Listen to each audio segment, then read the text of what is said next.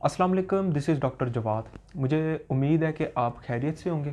तो आज हम जिस टॉपिक पर बात करने जा रहे हैं वो है एसआई जॉइंट पेन डिफॉर्मिटी या सैक्रोइलियक जॉइंट पेन डिफॉर्मिटी। अब ये सैक्रोइलियक जॉइंट पेन या एसआई जॉइंट पेन होती है किस तरह?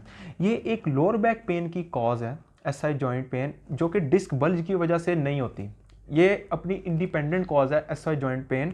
ये होती किस तरह है? इसके अंदर ऐसा होता है कि अगर कोई चल रहे हैं, किसी फुटपाथ पे चल रहे हैं, तो एकदम से आप नीचे पाँव रखा है जिसकी वजह से सडन जर्की फोर्स लगी है आपकी लोअर बैक में, टांग से सीधा ऊपर आती हुई लोअर बैक में सीधी लीनियर फोर्स लगी है, तो आपकी वहाँ से कमर दर्द स्टार्ट हुई है। ऐसी कंडीशन में एसआई जॉइंट पेन हो सकती है। अब एसआई जॉइंट हमारे सैक्रम और इलियम के दरमियान बनता है, जिसको हम कहते हैं सैक्रो इलियक जॉइंट। अब इस जॉइंट पर अल्लाह ताला ने थोड़ी सी 3 to 5 डिग्री मूवमेंट रखी हुई है। कुछ कहते हैं नहीं है, कुछ कहते हैं कोई मूवमेंट नहीं होती और कुछ कहते हैं कोई मूवमेंट होती है। ये पीएचडी लेवल्स की डिस्कशन है जो आज हम नहीं करेंगे। लेकिन जो सैक्रो इलियक जॉइंट है, उस जॉइंट को होल्ड करने के लिए बहुत ही स्ट्रॉन्ग लिगामेंट्स होते हैं और सिर्फ 2 to 5 डिग्री मूवमेंट अलो करते हैं। According to the most of the scientist ये इस जॉइंट पर सिर्फ 3 to 5 डिग्री तक मूवमेंट होती है।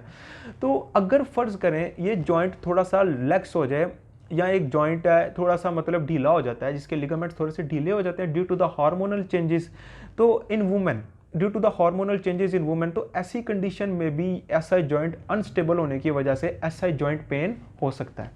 अब एसआई जॉइंट पेन दोनों जगह पे भी हो सकती है और एक जगह पे भी हो सकती है, मतलब इट कैन बी बायलेटरल और it can be unilateral. SI joint pain इस तरह की पेन होती है कि आपकी बैक से लोअर बैक से स्टार्ट होके बैक से जाते जाते जाते जाते आपकी नी तक, थाई के पीछे से जाते हुए आपकी नी तक ही रहेगी, इससे नीचे नहीं जाएगी।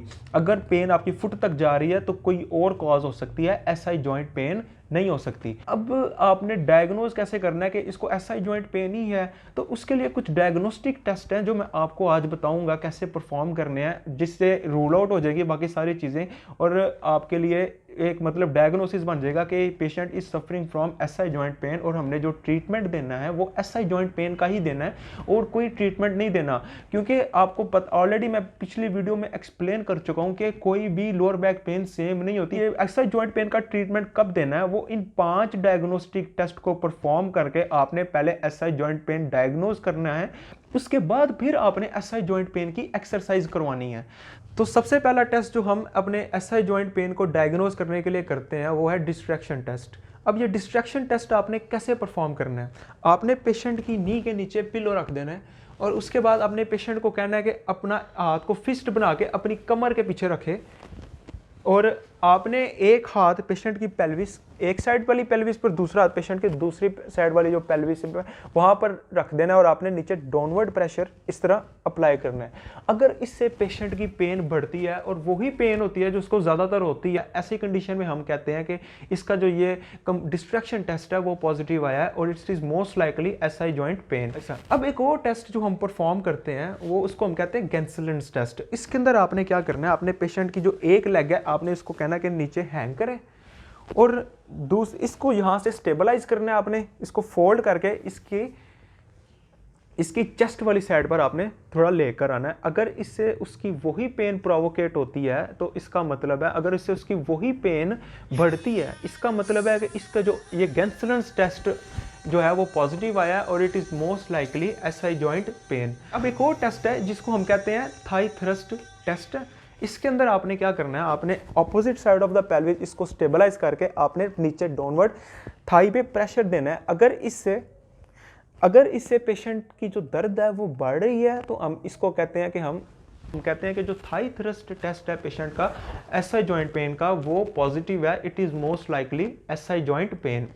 अब एक और टेस्ट जो हमारी प्रैक्टिस में बहुत ज़्यादा कॉमन है उसको हम फेबर्स टेस्ट कहते हैं। अब फेबर्स टेस्ट किस तरह करना है, आपने इस तरह पेशेंट की फिगर 4 बनाना है। तो ये जो फुट है पेशेंट का वो नी के ऊपर आना चाहिए और आपने क्या करना है, और आपने इसको इधर से स्टेबल करके डाउनवर्ड प्रेशर अप्लाई करना है।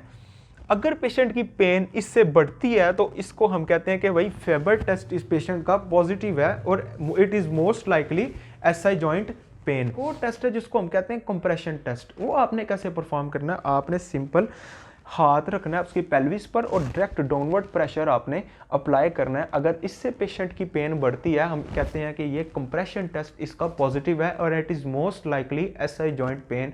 और ये वाहिद टेस्ट है जो एसआई जॉइंट पेन के लिए मोस्टली हम यूज़ करते हैं। इसकी रीज़न ये है क्योंकि ये फैसेट जॉइंट पेन और एसआई जॉइंट पेन के दरमियान अगर हमें फ़र्क पता करना हो तो हम ज़्यादातर यही कंप्रेशन टेस्ट यूज़ करते हैं, तो हम ताकि कंक्लूजन तक पहुंच सके कि भाई ये एसआई जॉइंट पेन ही है, फेसेट जॉइंट ऑर्थोपैथी या फेसेट जॉइंट पेन नहीं है। मुझे उम्मीद है कि अब आपको समझ आ गई होगी कि आपने एसआई जॉइंट पेन को डायग्नोस कैसे करना है। तो अब उसका ट्रीटमेंट कैसे करना है उसके लिए आपको नेक्स्ट वीडियो का इंतज़ार करना पड़ेगा। तो उसके लिए कुछ एक्सरसाइजें होंगी, कुछ स्टेबलाइजिंग एक्सरसाइजें होंगी, उसके अंदर आपको पता लग जाएगा कि आपने एसआई जॉइंट पेन का ट्रीटमेंट कैसे करना है। तो उसके लिए stay tune for that video. अब तक के लिए अल्लाह हाफिज़।